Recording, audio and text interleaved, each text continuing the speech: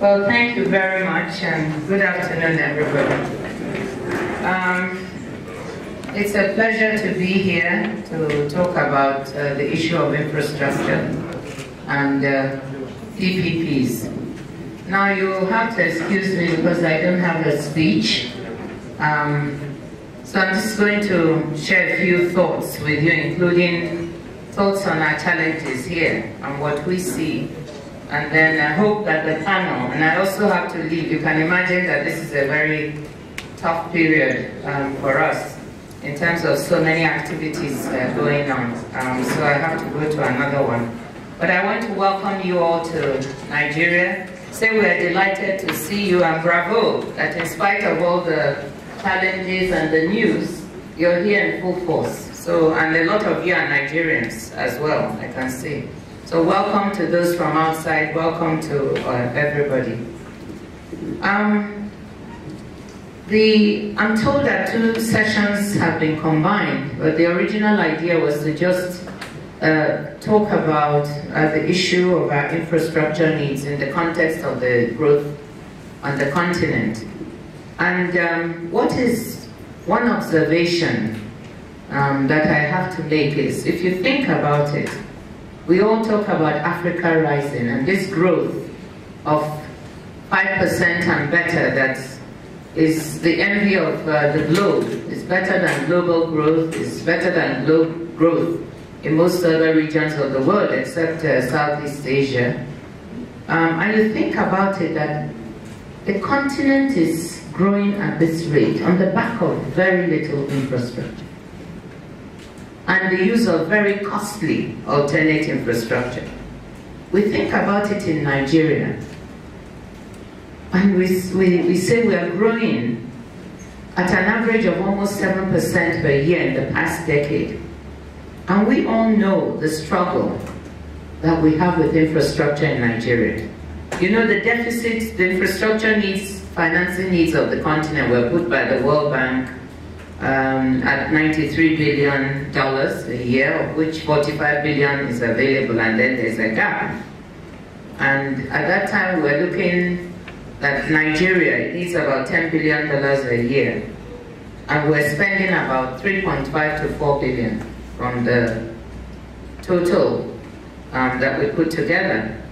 And then we said we're growing at this rate with such little expenditure and so much deficit. What would happen if we manage to close this infrastructure gap, or even go halfway?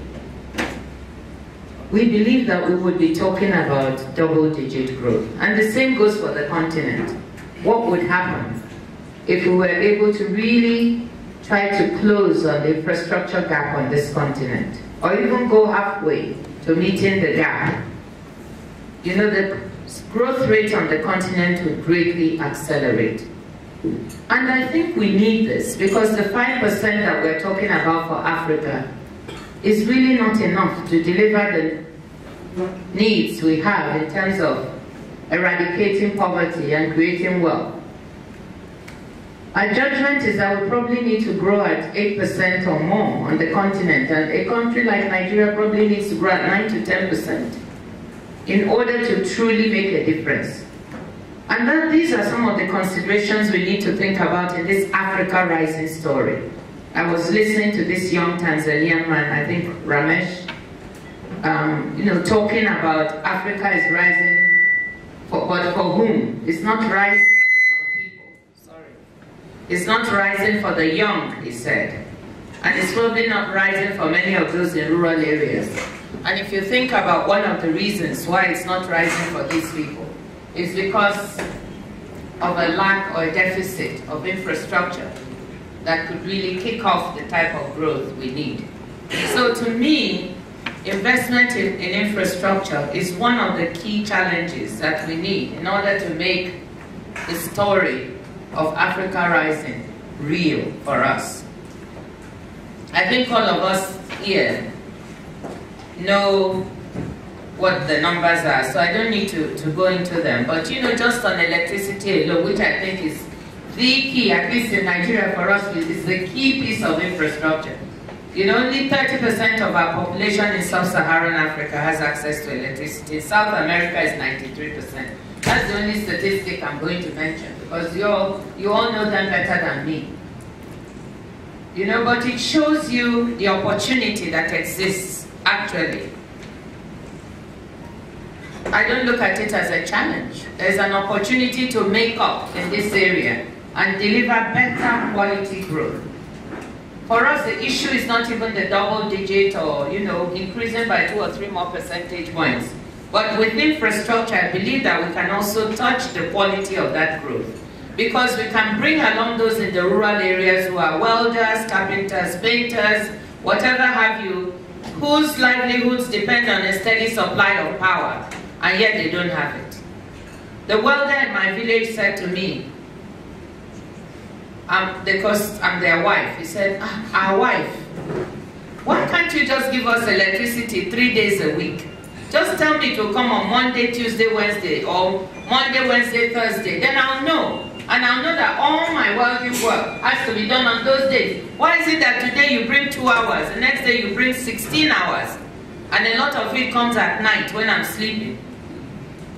Why don't you just give us 2-3 days of steady supply, and you will see my business is going to double or triple. And that got me thinking, you know, if you really want to know what you need to do, just go to the village. It's not in Abuja, it's not even in Lagos. It's not any of these places. You need to go and sit with the people and find out what they... So he said to me, we're not asking you for electricity every day of the week. We just want 2 or 3 days of guaranteed supply throughout the day. Can you do that? And I said I would take the message back. So these are some of the things that I think about that we really need to do with regard to infrastructure on our continent. And this story could be in any African country. If we want to unleash the power of infrastructure. And I'm just using that as an illustration. So the question is, how do we do that? How do we get this investment that will give us steady power supply, better roads, rail? Because we need the rail, at least in a country like Nigeria with the heavy freight you see on the roads. You need rail to relieve the stress. Ports that function. How do we get the financing to do that? We thought we needed an extra $10 billion a year for our country, but it's not the case. After we asked McKinsey to help us cost our new infrastructure master plan that we're doing for the next 30 years, it turns out we really need about $30 to $33 billion a year. 3 times what we were estimating. Now, how are we going to get that? How are we going to get that? For all types of infrastructure. They included water, sanitation, transport, rail, everything. So if you look at that, you have to think out of the box. And that out of the box thinking inevitably involves saying, look, we have to find ways and means to liberalize sectors, open them up, privatize, invite the private sector in. And that's what we started doing for power. That we sold off our power assets, except for transmission, that we opened up the sector. And we're beginning to see results. Nigerians are not yet getting the steady supply they need of 15, 16 hours. Yes, in some places, but most places they are not. And that is because we're experiencing some issues now. There's a transition period, we have a gas shortage. And until and unless we invest to bring the gas infrastructure in, and we ask the private sector to do that, because there are some companies that have invested and they don't have any problem. They are getting gas and they are getting electricity for their sector.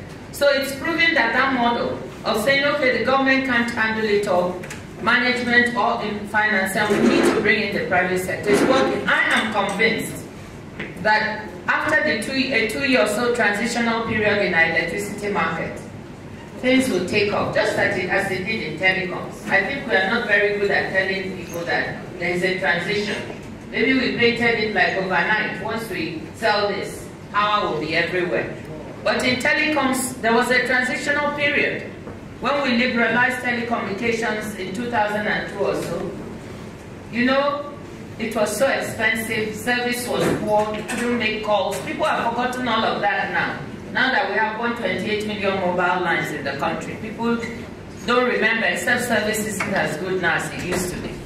So we'll have a transition period, and then we hope this electricity market will kick off. And I just want to mention one investment that really excites me, which is the Azura, that we just signed some agreements. I don't know if any of the Azura investors or team, put up your hand. Yes, Siemens.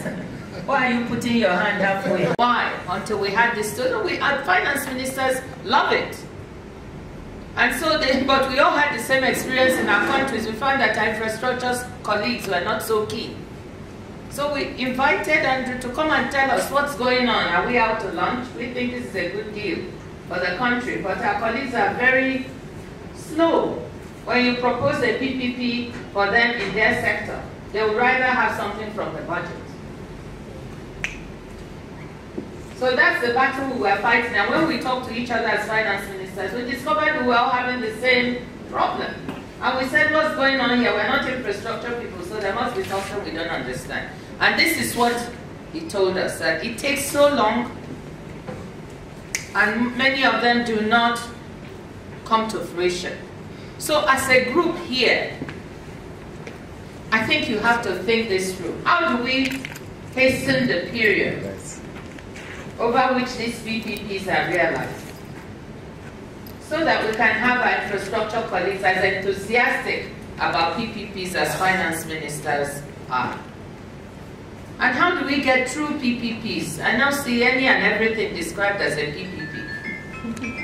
So we also need to define what is the real public-private partnership. You know, you don't bring a private sector person. The government is paid 80% of the tab.